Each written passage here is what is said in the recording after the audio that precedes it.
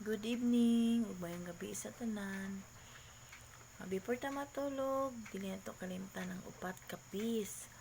Pag-ampo, pagpaubos, o pailog, o pagpaabot. No? Ang tanan nga yung mga pag-ampo, pagpailog, pagpaubos, aduna tayo paaboton gikan sa kahitasan. Kay kana nga mga buhat, iyak ka na sa Ginoo. Dili ka na iya sa kalibutan. Kung busa padayon ta ana nga bulahaton. Kaya ang tanan natong gikinahanglan gikan sa gamay hangtod sa dako, iya ka nang ihatag kanato. Kay ang Dios dili man bungol, dili buta, o gamhanan siya.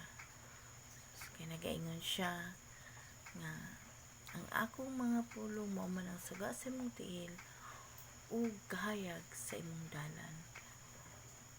Lamang mutikang ka kaniya, no? Mamati ta sa iyang pulong. Kaya nindot kaayo ang tao mabuhi kung adunay Ginoo. No? Kaya ang kalipay dili ka na nga adunay katagbawan, dili ka na makita nimo din sa kalibutan, no? O mapatyagan din ning kalibutan kung wala kay Ginoo sa imong kinabuhi.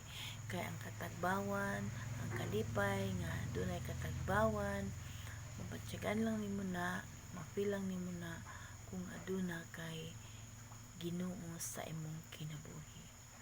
No? Thank you for watching. God bless us all.